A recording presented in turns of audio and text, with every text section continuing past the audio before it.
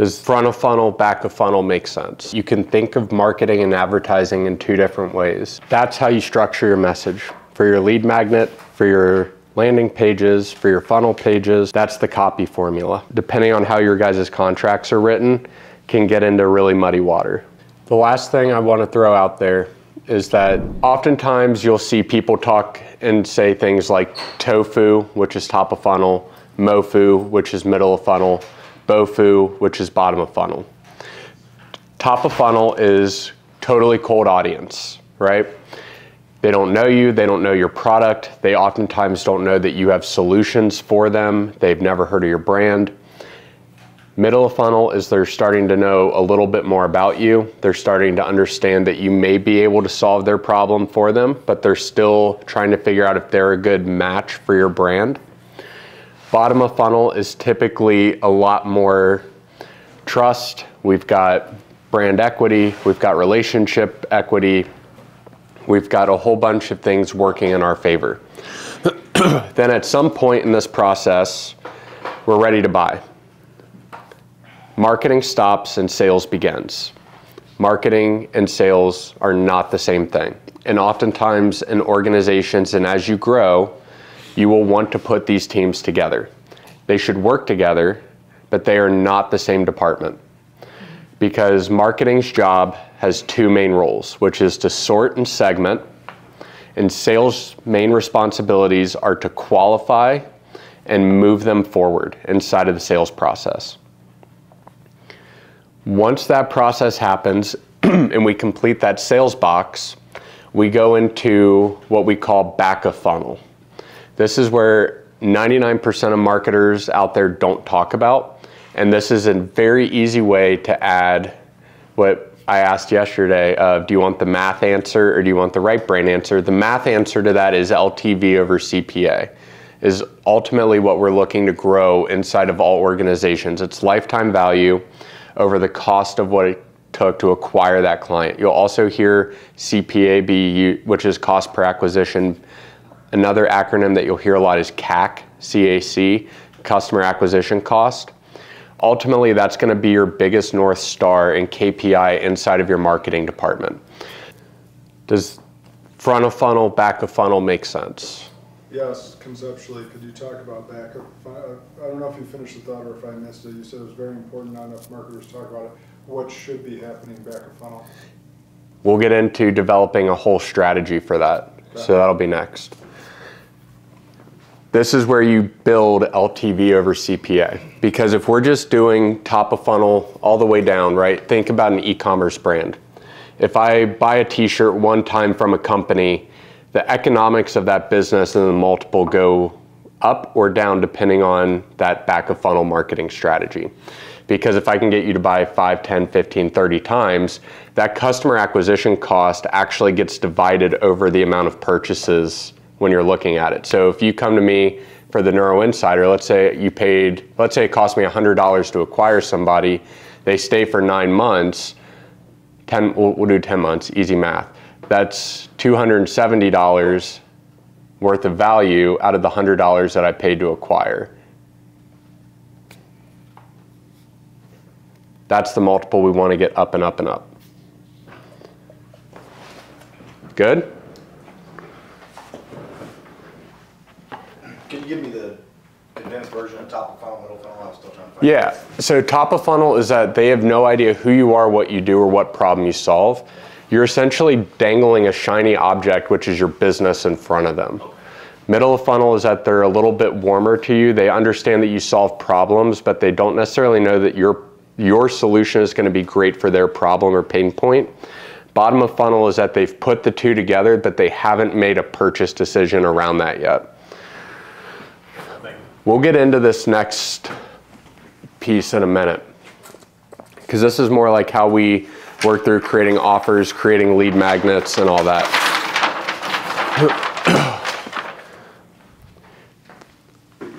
Has anybody ever heard of ICPs before? Ideal client profiles? Similar to avatars and demographics, but there is a key difference between avatars, demographics, and ICPs. Avatars only make up of the psychological profiles of people. That's all an avatar is. Demographics are exactly what they sound like. Age, race, location, male, female, but it really doesn't touch on any psychological triggers, any previous buying habits, doesn't exist. ICPs encompass both. So when we're talking about this, think a little bit more broad within this. I like to think of this as more problem solution based, and once we start getting into how to categorize these, it'll make a lot of sense. There's 4 categories of ICPs. There's what's a non-ICP, an ICP 1, 2, and 3. I'll give you a second to write that down, and then we'll go through what each one is. 4 categories, and there's what? A non-ICP, and then ICP 1, 2, and 3.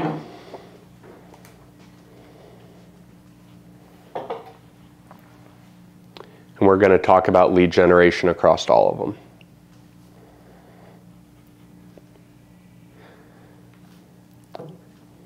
We're going to use pizza as an example, and I'm going to be Papa John's. A non-ICP would be somebody that is allergic to gluten, tomatoes, and dairy. They are not ordering anything off your menu at all, across all your products. You don't want them, they're going to cause nothing but headaches. Inside of your business, you probably have a non-ICP in there right now. Your job as the CEO, and if you ever hire a CMO, their job is to sort and segment them out of your business as fast as possible, because sales qualified them and moved them through the process, and they shouldn't have. Then we have our ICP ones. This is your golden ticket client, and it makes up typically about 20% of your total customer base. This is the Pareto principle at work inside of marketing. They're about 20% of your business, or 80% of your revenue and 20% of your customer base. You love working with them. They know exactly how to work with you. They know exactly what they're getting. They cause very little issues. They're super intelligent about your offer and how you interact with them. And they don't need a lot of education or training around how to engage with you. Doesn't mean we don't need to educate them about certain things, because they're coming to us to solve problems. But they're very open, they're very receptive, they're your ideal client as best as they could possibly get. Make sense? Let me know when we're ready. All right, ICP 2. These make up about 70% of your customer base. These are individuals that you gotta take because you know you're gonna help them, and it's the bulk majority of your business. They may not be that perfect gold star client, but they're pretty damn close, or you know in the next 2 to 3 years that you can get them to where you need them to be. It requires education, it requires training, it requires additional resources, it requires additional products, but you know they're gonna get there. Then we have our ICP 3s. These typically make up about 5% to 10% of our revenue at most. And if it's anything above that, we have a really bad problem of sorting and segmenting our audience. These individuals you have to be very careful of, because they act like chameleons. And they'll act like a chameleon against an ICP 1, meaning that they want you to think that they're going to be your best client. They're the one that says, oh, give me the deal up front because I'm going to order 10 more of these in the next 5 years, or I'm going to get 5 more dogs in the next 2 years. They're going to be a pain in your ass consistently. They're going to be late on payments. They're going to be flexing across everything. They'll say they'll post up for you on social. Oh, I'll give you all this publicity. You'll get all these shares. As soon as you start hearing those red flags go off, they're an ICP 3. Doesn't mean we can't take their money and leverage them for lead generation, but as we start working down, they are a product-only customer. They do not need to be middle of funnel. They do not need to be a long-term client. You need to get them at like, hey, you can just buy this product and then go fuck off type of level, okay?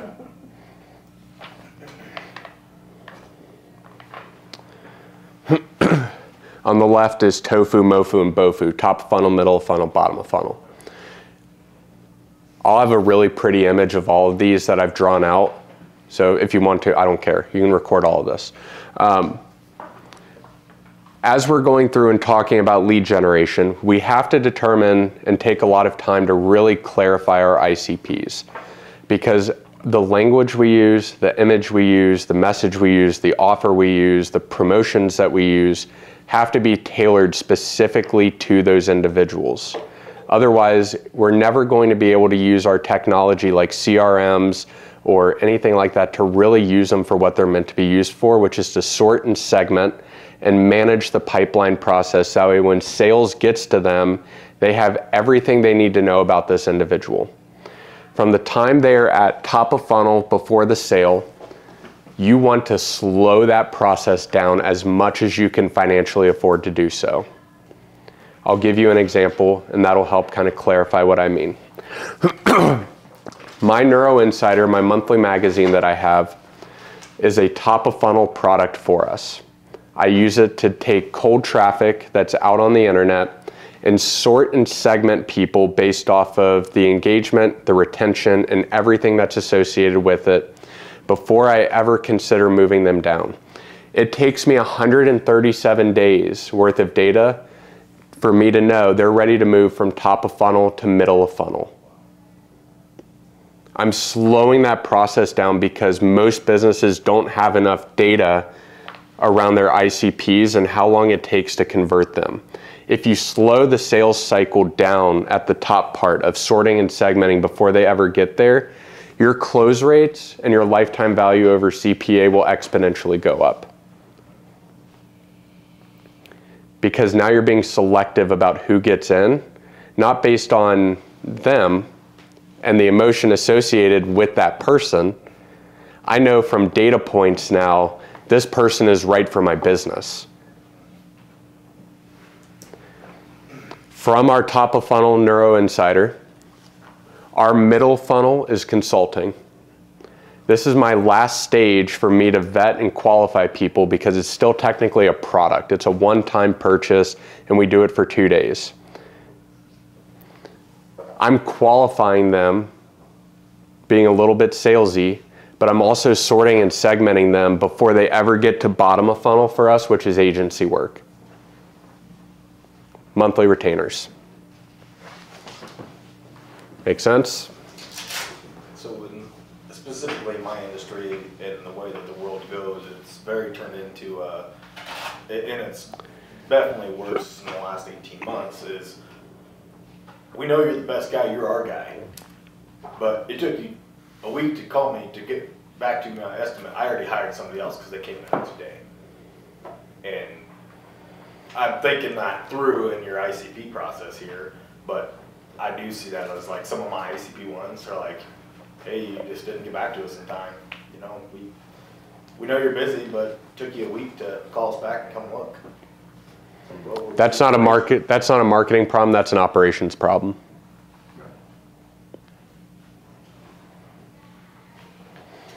Well, and if I could just piggyback off that, one thing that I have that issue in my industry as well, but one thing that I learned is that if we usually call back people, we make it a goal to call back within the first 24 to 48 hours, right? Because when people want to buy, they want to buy. They have a problem they need to solve, they want to solve right now. So they'll just go down the yellow pages, that's not a thing anymore, but they'll go down the phone book and they'll just pick the next person, right? But one thing, if you have clarity about your brand, your service industry, and dedication to the quality that you want to have, what we learned is that the people who wanted instant results were not our people. They were actually not our ICP ones. They were probably ICP we were 3s. people that wanted to be, they were ICP 3s. Because we don't work with clients short term. We always say dogs aren't cars, trainers aren't mechanics. We're not going to fix your dog and send you on your way. We want you to be completely invested in the process of working with us because we will become family. So if you can't wait 24 hours just to hire some hack out of the phone book, you're not a client that we ever want to work with. So if it's either a systems problem where you're not calling people back fast enough, or there's not clarity enough in your brand messaging that's saying, we deliver quality service that's worth waiting for. And those aren't your clients, if that's what you want to market as your thing. So let's take a second, 'cause you glossed over it, but it's one of the most important points. When you're doing lead generation with search or intent-based marketing, which is what a lot of you are in, your number one job is to stop them from going on to the next person. And the great part is that that is where we can use automation and AI and technology to help us. So if I'm scrolling through Google for a mechanic and the first 3 people don't answer the phone, I'm going on to the next one and the next one until somebody answers the fucking phone. Even if the phone that gets answered is from a call center, which, by the way, call centers in the US are very cheap and very affordable, and they will direct and auto forward those calls to you after that person qualifies that they're actually looking for what they're looking for. So you don't have to hire a VA overseas that barely speaks English. You don't have to send them to India. You don't have to do any of that anymore. They're all here in the States. Just stop them from going on to the next person. And they can qualify. You can have them fill out forms and stuff and just ask questions off of a Go High Level or a HubSpot form or any type of sales form and just get them to stop, and their automatic response is, hey, I got everything we need. I will have XYZ name call you back as soon as they're available. They're out in the field, but we really appreciate you calling, and here's the time that they're expected to call you based on your calendar. They have access to your Calendly or to your Google Calendar. They'll mark the calendar spot and they'll label it everything that you need to know about them. It literally costs less than 10 cents per phone call that they take. So are we all doing a lot of marketing in here? I do not. I don't do one business. I don't either. My business has been built word of mouth only. That's how I've been until now, but now that I've depended on only that, I'm in this oh shit moment of I should have been doing something when I didn't need it. Yeah, well, yeah, and setting a trajectory for moving forward. Right. I want to be more intentional about making sure all my shit is cohesive across all platforms and stuff like that. So with marketing, you want to go to all platforms? Well, just the platforms we have up and are using. You? I'm gonna find the one that works for me. You're already like pumping all this stuff. Oh, his content's fire. Yeah. But we don't The funnel advertise. shit's not working right now, and that's the person I'm firing, but yeah, the rest of it's good. Yeah. Yeah. But I need a marketing plan. I've just been like, yeah, we do good shit. People tell other people. Yeah. And that's how we've run our business. Now you have the format of how customers move through, and now we're getting into who they actually are, right? Marketing's job is to sort and segment. That's all it's responsible for. KPIs need to be built around that stuff.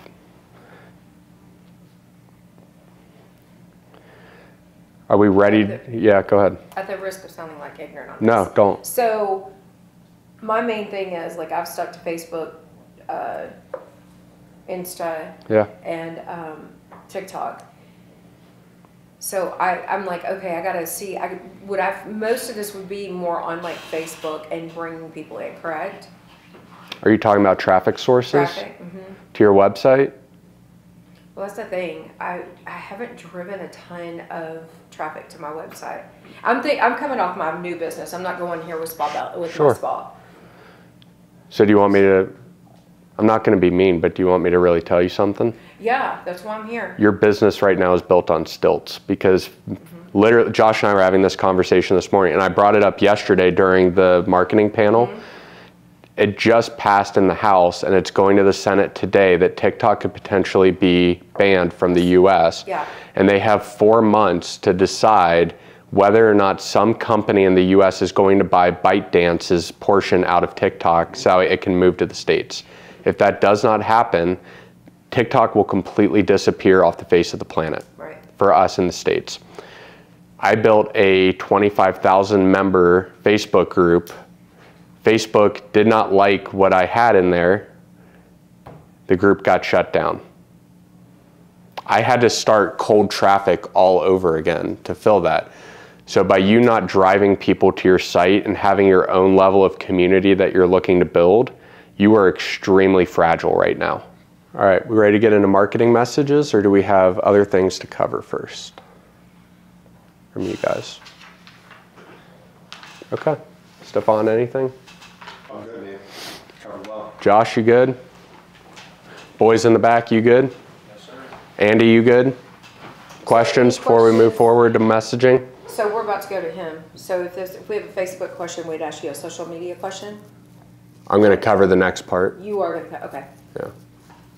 Yeah, I'm about a 10% talker in this room. Okay. This dude's just too damn good at Fire. what he does. Yeah. We ready?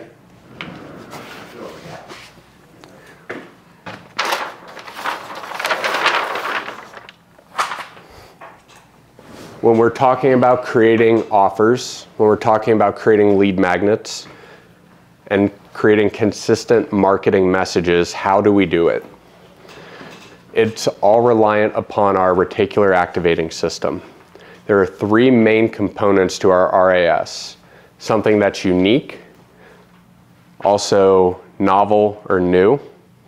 If we think there's going to be value based off of our own intent and what we intend to get from it. And then the last one is that if there's a threat. I do not use threats in any marketing messaging. Amateur marketers will use threats.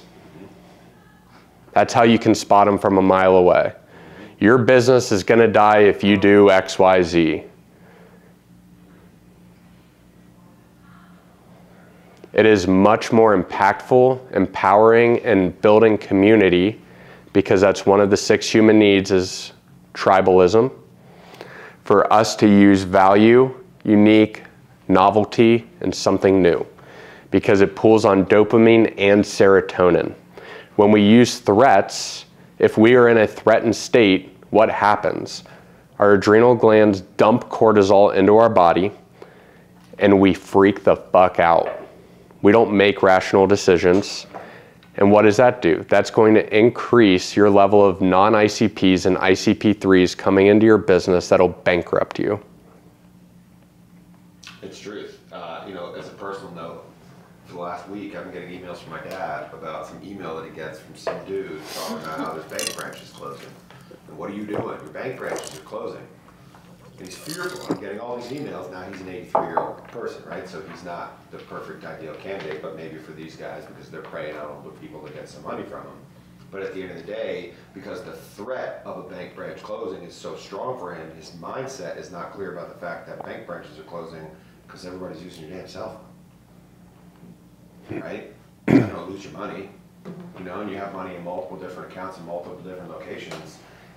Threat is a super strong marketing tactic, but it is not giving you the person that you want in your customer base. That's the overall picture of how we start this. Do we want to start with something that's value-based, with high intent, unique, novel, or new?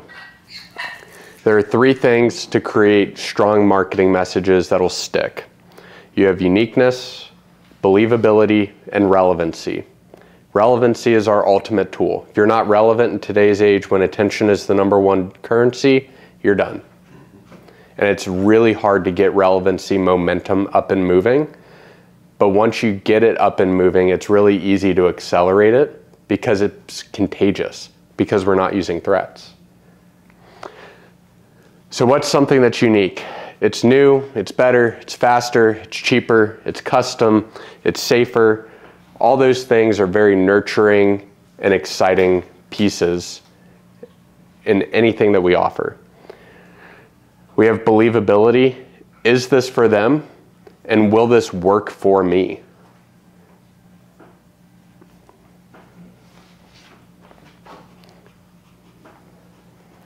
The FTC is cracking down on that side of the promotion triangle right now.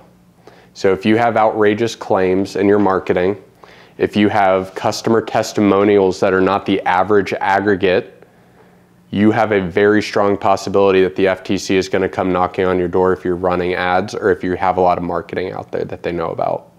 Yeah. So by that you mean, like, let's say you get like a unicorn stat from one of your clients. Yeah. You can't like market with that stat because it's out of the average. Yeah, it can't be on an ad. It can't be on It can be on websites and funnels, but you have to be very clear underneath that stat in big bold letters that are very visible. This is not the average result. Your average result is blank.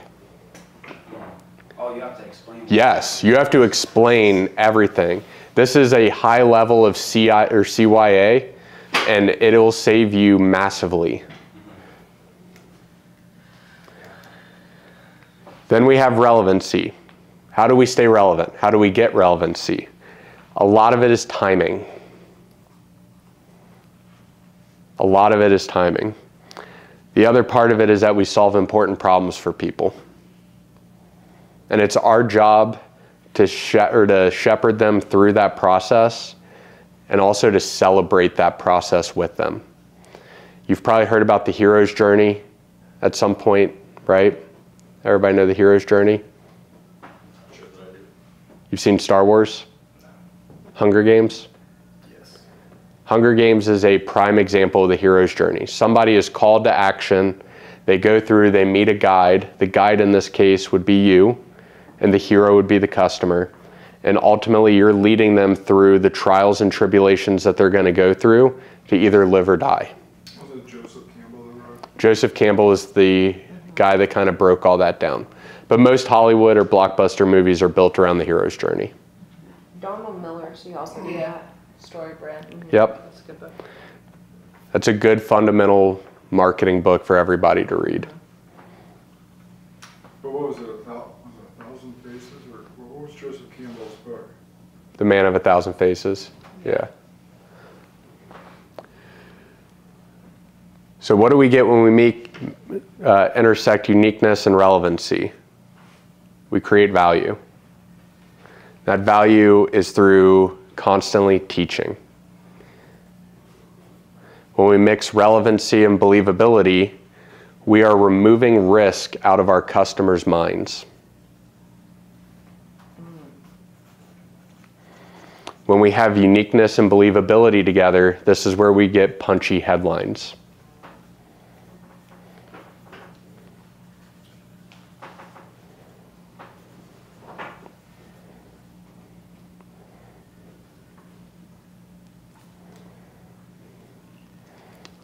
I have one more thing to go over if that makes sense for you guys, and then we'll hop into individual strategies. Sound good?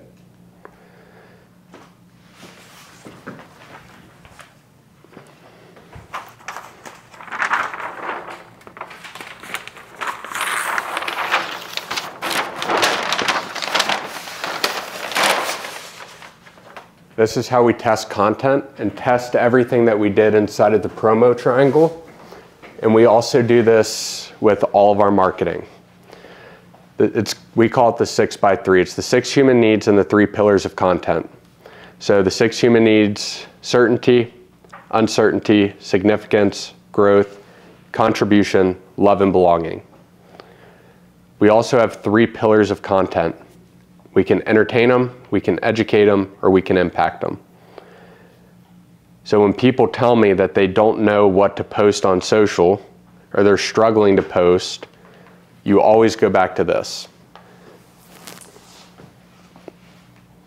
Run that play 4 to 5 times of going through all 18 combinations of them.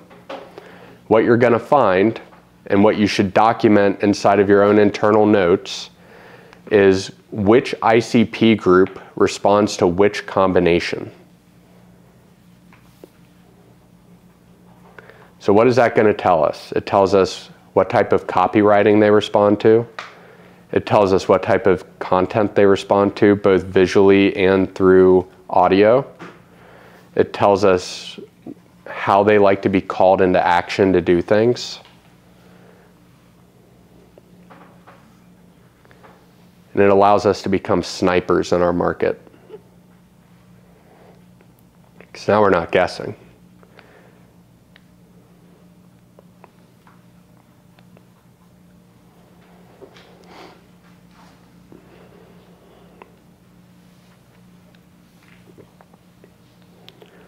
I like to scramble those when I do them, by the way. I don't go like certainty, uncertainty, all the way down and then do all of those as education, you can like roll through the list and scramble them up.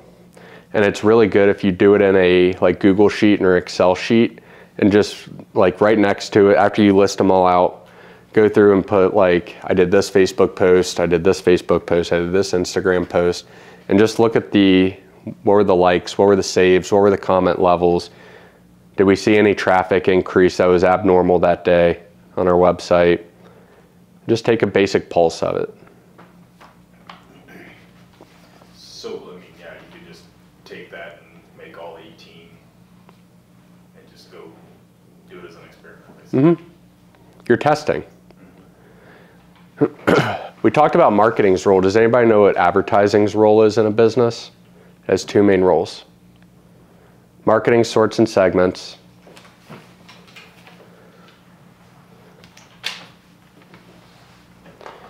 Yeah. Brand awareness? Nope. Promotion. Is it getting the awareness in front of that segmentation? You are driving traffic.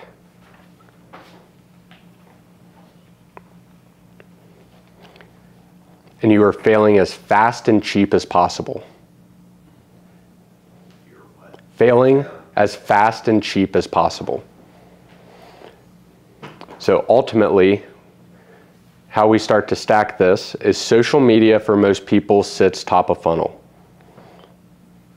But it also sits middle and bottom and back of funnel. We made the conscious decision in our agency not to let social media sit top of funnel. Who wants to hear from a marketing agency that's top of funnel? Nobody wants to hear that shit. Do they want to see cute dog videos top of funnel? Fuck yeah, they do. Do they want to hear empowering stories top of funnel? Yeah, they do. Do they want to see crazy ass wood falling down out of the trees? Yeah, they do. Or before and afters of that? You too, I would recommend you follow my strategy of not letting your content sit top of funnel for you, because it's other people's content. You're relying on other people's brands at that point, and FTC and depending on how your guys' contracts are written, can get into really muddy water. So now you have all the pieces of how we put together marketing strategies, but we haven't talked about order of operations much. You start with identifying your ICPs and treat it like a living document, because your first take is probably going to be about 60 to 70% accurate. If you think back through all of your clients that you've had and that you currently have, you can kind of start to piece them together. But as you work on acquiring new ones, you are going to notice that as we get out of direct word of mouth marketing and more into top of funnel, middle of funnel marketing, that it's going to get a little bit more gray. Our job is to notice and evaluate that and then start to refine as we go. So it's very much a living document. And then if you ever offer new services that are not for that ICP grouping, you have to go through that again. So if I'm a landscape company and I do residential landscape, I will have all four of those sets, the non, the one, the two, and the three. If I open up a commercial division, because I want to capitalize on the labor expense and all the other assets that I already have, you have to create a new group of non-ICPs 1, 2, and 3, because they're completely different people. Once we have that figured out and fleshed through, then we go back to this idea. Each one of those boxes that is not scratched out can fit products, services, and lead magnets into each one of them. And they should have all of those in there. And the language that we use, depending on when they're in top of funnel, middle of funnel, or bottom of funnel, varies, because they're at different stages within your business and getting to know you. Their problems are going to start to shift a little bit more, because we're going from, I know I have a problem, but I don't really know who to go to. I know I have a problem, but I really can't define the problem, which is a lot of what Josh deals with, where they'll come in saying one thing, but they really need another thing. They don't know how to define their own problem. As they're moving through, they're becoming more problem aware and then solution aware. This is what we call the stages of market awareness. Then eventually once you reach what's called stage 5 is all brand preference. I know I'm hungry and I know I want a burger. Do I want Wendy's, Burger King, McDonald's, yeah. Eventually that actually resets, which is really fun, but we won't talk about that today. Once we go through and create lead magnets, products, and services, depending on where they're at in the process, then we go back to the promo triangle. And we refine, and we start going through it, because our first take on something is very rarely ever right. And we also have to use CRMs and our data to back up what's actually working. Inside of your CRM, you should have it tagged as ICP 1, 2, 3, non-ICPs. If we're buying cold lists, they all go in with the assumption that they're an ICP 3. I'm going in with the assumption that they're a shit client and that they're not going to be who I want them to be.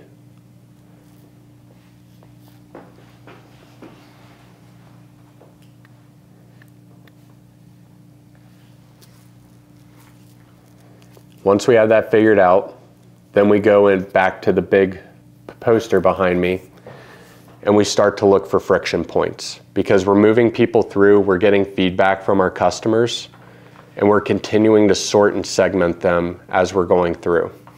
Because ICP2s can become ICP1s through education and training, coming to your business multiple times over their lifetime. They get it. New levels, new devils. Especially for you, right? The problems I face now as a $12 million agency are going to look completely different when I hit 25, than when I hit 50, than when I reach 100, and the leadership challenges associated with that are going to stretch and flux. Human development. Mm-hmm. Yeah, another thing is being aware of things that you have to keep explained in person with somebody. Now, obviously, conversation is extremely valuable, but if you have to keep repeating something every time you have a new client coming in, that's an indication that we're not providing the right amount of education, right? It takes a lot longer to have that conversation back and forth where the information can be shared up front real quick. So being aware of those things going on, maybe keeping a short list or a paper pad by you, it's like, hey, we need to improve this level of our marketing from an education perspective, because this keeps coming around. And it's not like we don't want to do it, but now instead of spending the time of doing the upfront education, maybe it's now a reinforcement, and now you're moving that person down the line to a much better client and a much more educated client. And you're getting into a much more deeper side of the conversation with them and helping them really understand how you can help.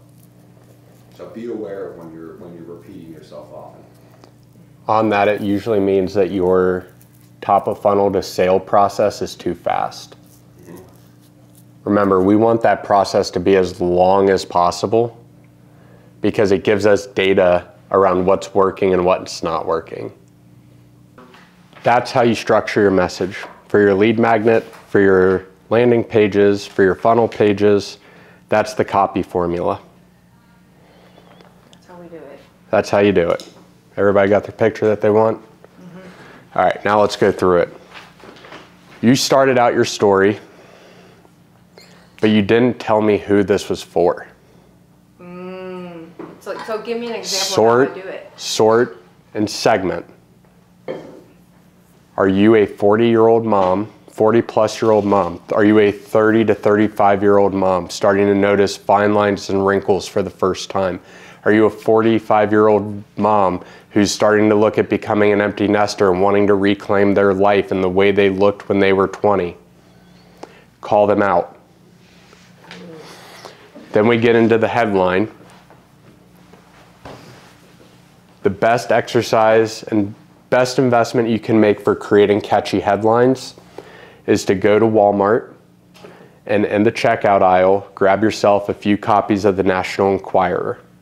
Their entire business model is built on writing catchy headlines. It is $2.98. Which one is it? The National Enquirer. You never seen National Enquirer? It's a tabloid. I've never read it. It's a tabloid. And then every time you go to the store, just grab one. It's $3. It's not going to break your bank. I literally used to look at that thing as a kid, as my mom was That's fucking crazy. Christy Brinkley has gained 300 pounds. What was the example we used yesterday? Yes. Oprah Winfrey discovered to have penis was our example that we used yesterday. Going back to our triangle that we had, it's unique, she's relevant, is it believable?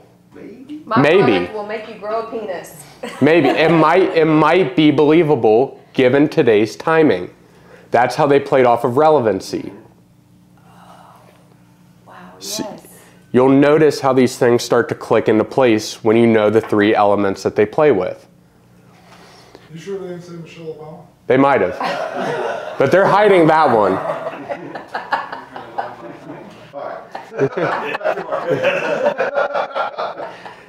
The sub-headline is a little bit more detail about the headline, right? You'll notice this on the National Enquirer and O's magazine and all that other ones. They'll put a small little sub-headline. If then, if you are a 30-year-old mom who is struggling with the day-to-day, you feel like you're barely keeping up, you notice yourself getting the fine lines and wrinkles that you didn't have before the kids, and you're wondering if this is the end of your natural beauty, then I need the next 5 minutes of your time to show you why that's not the case. Right? Then we get into creating a story. This can be your story. This can be a made-up story. This can be a client story. Doesn't matter.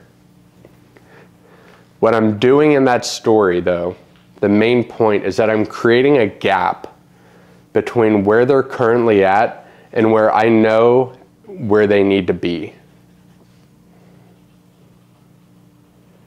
Creating on the closing the gap or just creating? No. We have to open the gap first. Opening the gap. So at this point, you're establishing what's called preeminence, which is the idea that you're inside my brain to the level that I didn't know was possible. Okay. But you have to establish that first. We call it opening the loop inside of copywriting because it allows us to come back into it later. Okay. Then we go into why the gap exists. So why do fine lines and wrinkles appear in women starting at age 30? You're going through hormonal changes. If you just had kids, you had massive hormonal changes. If you have kids, then you know that you got very little sleep and rest and took very little personal care because you were focused on surviving and doing what you knew you had to do. Then we get into, and this is going to sound weird, but we created this really big and dramatic open loop. And the expectation in people's minds is that I'm instantly going to close it. Well, if I close it, then I have to open up another one and buy in and get you to buy in on this new loop. It's easier just to keep that loop open and say, I know I've only got a little bit of your time, or this is only going to take 2 more minutes of you reading. But here's the things that I want you to read. And literally list out, here's a table of contents for you. And then each one of those table of content bullets that you put in there of what you're going to talk about become what are called H1s on your website, or header ones. Those are the really big title headers. Because remember, when you're scrolling through a website and it's new, it's top of funnel for you, or even in a lead magnet, you're not going to read every word. So typically those headers are confirming those beliefs inside of your client. So big title headers. Big title headers. And then inside of that, I'm teaching and providing value within each one of those things that's listed inside of my table of contents. Then I get to what's called a pre-close. This is where I'm typically telling them and anchoring against other products or other services that they might be looking at. I'm also at that point going over why our product is better than some of the other ones, but I'm not necessarily closing them on it by saying, okay, now buy. Because we're keeping the open loop. I'm technically not closing in my sale process and my lead magnets and my landing pages and funnels until I hit the why are we doing this. I'm starting to shift into more sales copy than I am marketing copy, and going into I'm doing this because you deserve to look your best, you deserve to feel your best, you deserve to have confidence. Going back to the 6 human needs that we tested in our organic marketing first, and know, hey, they thrive on significance and contribution. They want to feel powerful, but they want that power to be directed towards other people. If that's your audience, now we know how we can start to pre-close them, why we're doing this, align it with your brand, and then we're closing them. And then at the end, I'm removing any risk. And if you want to get really catchy, before you do this, in between these two,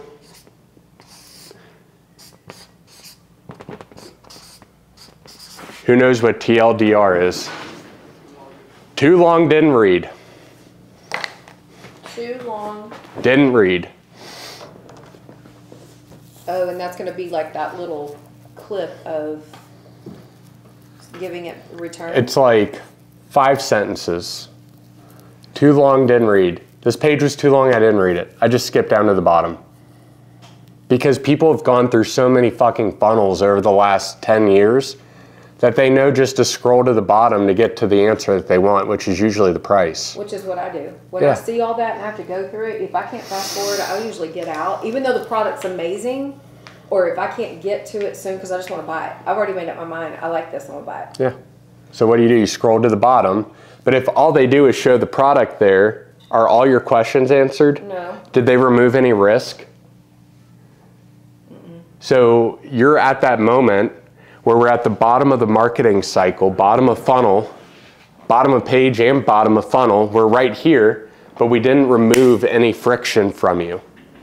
You have what we call high need, low demand. You don't demand that you need this product, but you know you need it. What'd you call that? High need, low demand. The worst customer to have is high need, high demand. They're your ICP3s. Anyway, now we're at the bottom of this. We're removing risk along the way. In our copy, we should always be removing risk and seeing how that ties to the value we provide them. But I usually recap it there. So if you have a 60-day warranty, or if you have a First Forms is 110% money back guarantee. The last thing I want to throw out there is that you can think of marketing and advertising in 2 different ways, offense and defense. And I talked about this during the marketing panel. Question yourself as you're doing this, how much are you playing offense versus how much are you playing defense and keeping your attention, your customers, and your brand positioning. So when people tell me, oh, we don't really advertise or market, my brain instantly goes to, you're not even playing defense. You're not even willing to invest into your business to protect what you've built. It's a tough spot, dude. I don't envy being in your position, but we can help get you out. Playing defense and what Tommy, we're almost done, but you can come in if you want. On playing offense and defense with this, a defensive strategy can be, I'm bidding for my own keywords on Google, even if it's $200 a month. So that way I don't come in as a competitor in your market. And if you're not paying anything for your keywords, I'm literally stealing your traffic for a penny. All of it. Every single click. My job is to demolish businesses like yours. Defensively, we should be spending money to protect ourselves. Offensively, when we're looking at this, it can be Google first, typically for most service-based businesses. If your product is under $50, Facebook ads do incredibly well. If it's under $25, TikTok ads do incredibly well. You need to play Google only. Facebook ads are way too expensive. You'll spend $300 or $400 on a conversion. Yeah, I don't do that. Google ads, you should be around $30 to $40, and I know that because I've done a ton of dog trainers. $30 to $40, send them to a landing page like we talked about, have a phone call set up to go over what they need, have it booked, use Calendly, drive the conversion through sales. That's your offense strategy, and then eventually start working on SEO. Yeah, I also don't think you should be on the phone, but that's a different story. Well, we don't have time to get into it. I think someone else should be on the phone besides you. Yes, yes. I meant you as in Yeah, somebody in your yeah. company. You're the same play. That's where I'm stuck currently, is I'm stuck on the phone way too much. Talk about it later. Yeah. Google Ads for offense and defense. Send them to a landing page that talks about what their needs are. You do commercial and residential, right? So you have 2 sets of ICPs that you need to develop. You have extra work, but pick the one that's going to provide you the most leads up front so you can get cash flow moving. General question. Yeah. I want to see if the last number I heard was right, but what percentage of an entrepreneur's budget do you think they should be spending on marketing? Great question. E-commerce is roughly 25 to 35%. Service-based businesses, if they are in a defensive mode, it is 8% of your top line revenue. If you're looking to scale, depending on how aggressive you can scale and not crumble operations at the same time, then it's usually about 10 to 20%. Know that that's not forever, because ultimately the North Star we're after is LTV over CPA, right? We're driving lifetime value. I want them coming back over and over and over again. They know somebody that calls a tree. My marketing needs to be right in their fucking face. Yard signs, everything. We didn't even talk about neuromarketing. That's okay. Give us like a couple of sentences off that brain of yours. Off of that, You want me to give 2 sentences on neuromarketing? Yeah, right.